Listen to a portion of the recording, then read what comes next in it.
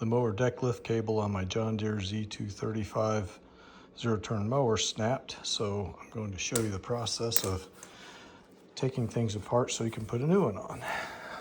First, you remove the foot plate using this handy little wrench that you use for supporting your deck height. Take off the deck, which has 2 pins, 3 keys. One of these goes to the center post that supports the front end of the deck. You'll see after you take the foot plate off. Next, raise up the seat. Pull these pins out. They just pull to the middle. There's also a electrical clip for the seat switch that you need to just unhook. Next, take off the handles. Be sure and note the position that the handles are in the notches. Mine was full forward on the bottom bolt. 13mm wrench will take those off.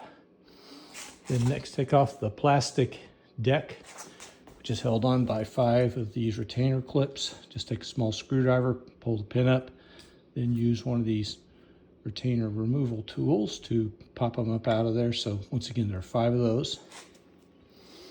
Next, take off the mount that your deck height adjuster lever is on. There's just one bolt, 13mm nut and bolt.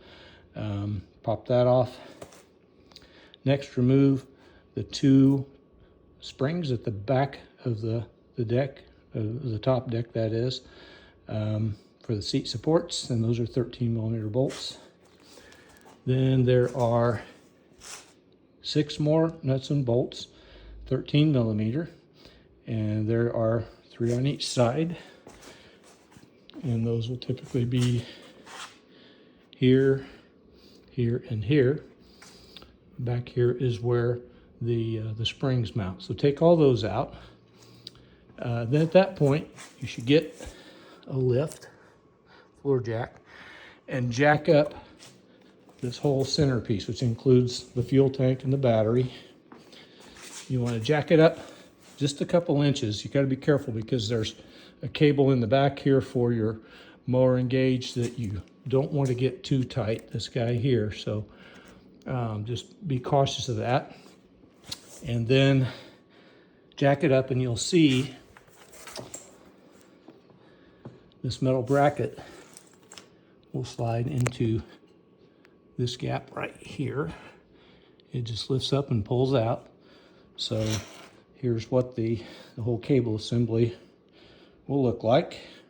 So remove your cables. First thing you'll want to do is, I've already disassembled this, but just for visual purposes, you'll want to go under, you'll need to squeeze these 2 little plastic ears in with those pliers to pop it up through this bracket. That'll come out.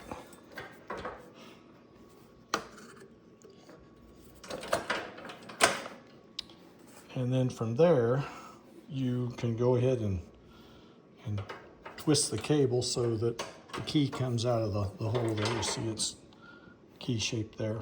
And I also recommend then removing the screw here, or the bolt, from the end of the cable, and then this guy will come off.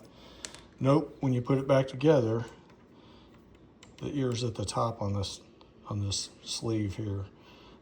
But anyway, this makes it easier for running the cable back through the mower. So easier to take out, and also before you put the new one on, I recommend doing that too. So once you get your cables routed back, the one on the other side here, going to be a little trickier. It's got to run along with this other cable for your mower engage. I tied a string around the cable before I fished it back through, but it goes down along this bracket down underneath in front of the motor there, and then wraps back around and comes back around to here. So use that string to pull it back. But anyway, over here then, to take the whole cable off, you got to pull this little pin out, which is similar to your deck pins. And then there's, from this guy right here. So then you pull that guy out.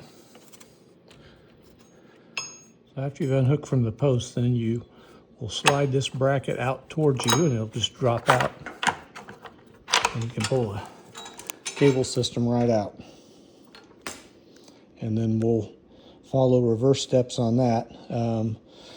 With the new cable, which I did purchase this from Amazon, which I would prefer to get it from John Deere, but John Deere wants $65 for this cable, and it was only 17 bucks on Amazon. And I saw some people had reviewed and said that the posts weren't right and these guys weren't right. I pre-checked and test fit them, and they look like they'll be fine. So the only thing that might be a problem would be if for some reason the cables weren't long enough. But anyway, I'll take these nuts off and these little keys in order to route the cables first.